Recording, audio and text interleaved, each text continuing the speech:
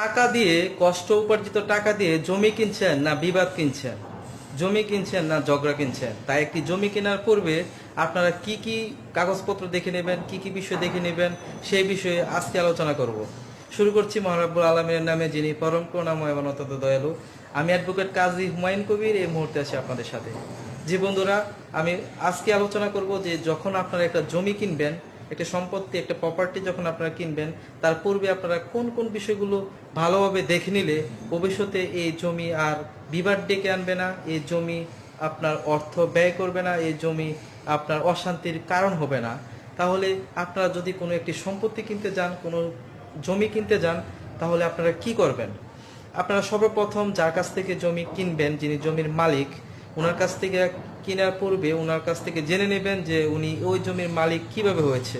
উত্তরাধিকার মূলে জমির মালিক হয়েছে না ক্রয় সূত্রে জমির মালিক হয়েছে, সেই কাগজপত্রগুলি আপনি নেবেন। এবং যে জমিটি কিনবেন সেই জমির দাগ নাম্বারটা কত, মৌজা নাম্বার কি, এবং সেই দাগের সিএস পর্চা, এস এ পর্চা, আর এস পর্চা, বিএস পর্চা বা মহানগর জরিপ যদি হয়ে থাকে সেই পর্চাগুলো আপনারা নেবেন। এবং সে যদি দলিল মূলে মালিক হয় সেই দলিলটি নেবেন। এবং একাধিক ব্যক্তি যদি পূর্বে হাত বদল করে থাকে সেই বায়া দলিলগুলো আপনারা সংগ্রহ করবেন। তারপরে এই দলিল এবং কাগজপত্রগুলি নিয়ে আপনারা একজন বিজ্ঞ আইনজীবীর সাথে দেখা করবেন এবং ওনাকে সব কিছু দিবেন।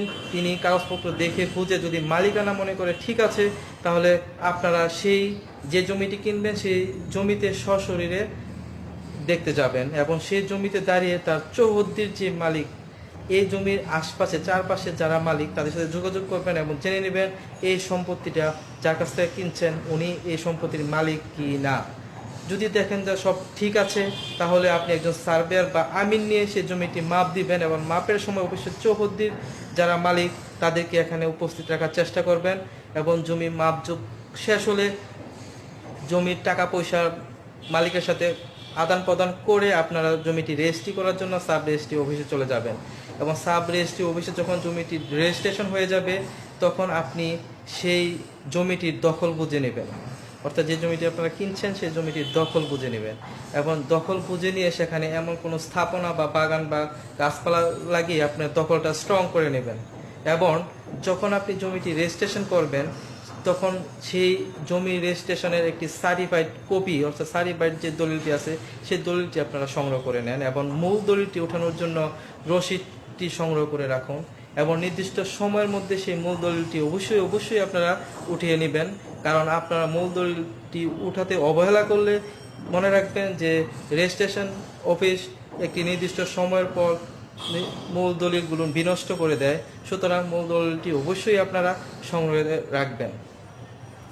তারপর আপনারা যে জমিটি ক্রয় করেছেন সেই জমিটিতে আপনারা দখল স্ট্রং যদি থাকে, স্ট্রংলি কোনো স্থাপনা, গাছপালা বা কোনো রকম যে কোনো কৃষিকাজ, এখানে আবাদি বা অনাবাদি যে জমিটি হোক, সেখানে আপনাদের স্ট্রং একটি দখলের ব্যবস্থা রাখবেন। সেটা এভাবে পড়ে থাকতে দিবেন না, সেটার মধ্যে অবশ্যই কিছু না কিছু করবেন, দখলটা যেন স্ট্রং থাকে। এবং যখন আপনারা দলিলপত্র পেয়ে যাবেন, অর্থাৎ সার্টিফাইড কপি কিংবা মৌদলিল যখন পেয়ে যাবেন, তখন আপনারা আপনাদের এসিল্যান্ড অফিসে গিয়ে সেই দলিল দিয়ে আপনি আপনার নামে নামজারি করে নেবেন। অর্থাৎ যখন আপনারা নাম জারি করে নেবেন, তখন পূর্বের যে মালিক সেই মালিকের নাম কেটে আপনার নামে নামজারি হয়ে যাবে এবং আপনি আপনার নামেই এই জমিটির খাজনা দিয়ে পরিশোধ করবেন। তবে মনে রাখবেন, খাজনা রসিদ বা ডিসিআর যে কপি, এগুলো আপনারা অবশ্যই সংগ্রহে রাখবেন এবং প্রয়োজন হলে এগুলো বিভিন্ন ফটোকপি করে বিভিন্ন জায়গায় রাখবেন। মনে রাখবেন, খাজনা রসিদ কিংবা ডিসিআর এগুলো একবার এন্ট্রি করা হয়, এগুলো হারিয়ে গেলে আর পাবেন না। সুতরাং এই সকল কাজ আপনারা অবশ্যই একটি জমি কিনতে গেলে করে রাখবেন।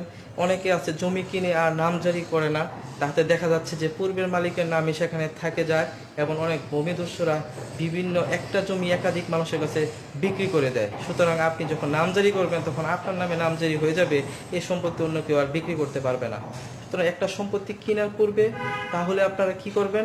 কেনার পূর্বে অবশ্যই সেই সম্পত্তিটি কী সূত্রে মালিক, যদি উত্তরাধিকার সূত্রে মালিক হয় তাহলে তার ওয়ারিশান সার্টিফিকেট, এই জমিটির কে মালিক, সেই বিষয়গুলো জেনে সঠিক মালিকের কাছ থেকে আপনারা কিনছেন কিনা এবং যার কাছ থেকে কিনছেন সে এই দাগে কতটুকু সম্পত্তি প্রাপ্য, সেই বিষয়গুলো ভালোভাবে জেনে নেবেন। কারণ দেখা যাচ্ছে এক দাগে দুই ভাই বোন একাধিক থাকে, সবাই সেখানে পাওনা হয়ে যায়।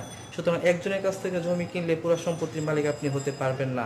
সেই বিষয়গুলো ক্লিয়ার করে একজন বিজ্ঞ আইনজীবীর মাধ্যমে কাগজপত্র দেখে তারপরে যদি আপনি জমি কিনেন, তাহলে ভবিষ্যতে এই জমি বিবাদের কারণ হবে না, তাহলে ভবিষ্যতে এই জমি আপনার অশান্তির কারণ হবে না, তাহলে ভবিষ্যতে আপনার কষ্ট অর্জিত টাকা পয়সা পানিতে ফেলা হবে না। সুতরাং অল্প কিছু সময় ব্যয় করলেই আপনি সেই জমিটি কেনার পূর্বে যদি 2 দিন সময় ব্যয় করেন, একজন বিজ্ঞ আইনজীবীর মাধ্যমে কাগজপত্রগুলো দেখে নেন, তাহলে আপনি একটি সঠিক সিদ্ধান্ত নিচ্ছেন এবং ভবিষ্যতে আপনি শান্তিতে থাকতে পারবেন। সুতরাং জমি কেনার পূর্বে আপনারা অবশ্যই যারা জানেন, নিজেরা বুঝেন, তারা নিজেরা ভালোভাবে কাগজগুলো দেখে নেবেন। এবং দখলটা অবশ্যই ইম্পর্টেন্ট, যার কাছ থেকে কিনছেন সে দখল আছে কিনা, এবং কেনার পরে তার কাছ থেকে দখলটা সঠিকভাবে বুঝে নেবেন, নামজারি করবেন এবং কাগজপত্রগুলো ভালোভাবে দেখে নেবেন। তাহলে এই জমিতে আর ভবিষ্যতে আপনার কিংবা আপনার সন্তানদের কাউকেই আর কোনো রকমের সমস্যায় পড়তে হবে না। আশা করি আমার এই ভিডিওর মাধ্যমে আপনারা বুঝতে পেরেছেন যে একটি জমি ক্রয় করার পূর্বে একজন ক্রেতার কি কি সাবধানতা অবলম্বন করতে হবে, কি কি দেখতে হবে, কি কি দেখে নিলে ভবিষ্যতে আর সমস্যা হবে না, এই বিষয়টা ক্লিয়ার হয়েছে। সুতরাং যদি আমার এই ভিডিওটি আপনাদের ভালো লাগে, অবশ্যই আমার চ্যানেলটি সাবস্ক্রাইব করবেন এবং উকিল বাড়ি ফেসবুক পেজে যারা আমার ভিডিওটি দেখছেন অবশ্যই ভিডিওটি শেয়ার দিবেন এবং ভালো লাগলে অবশ্যই কমেন্টস করে জানাবেন। আপনারা কমেন্টস করে জানালেই পরবর্তীতে আরও ইম্পর্টেন্ট টপিকস নিয়ে আমি আরও সুন্দর সুন্দর বিষয় নিয়ে আপনাদের সামনে উপস্থিত হব। সুতরাং আপনাদের উৎসাহ পেলেই আমি নেক্সটে আরও ভিডিও আপনাদের জন্য নিয়ে আসব। তো সবাই আমার জন্য দোয়া করবেন, ভালো থাকবেন, সুস্থ থাকবেন, সুন্দর থাকবেন। সবার জন্য রইল শুভকামনা। আসসালামু আলাইকুম রহমতুল্লাহি ওয়া বারাকাতুহু।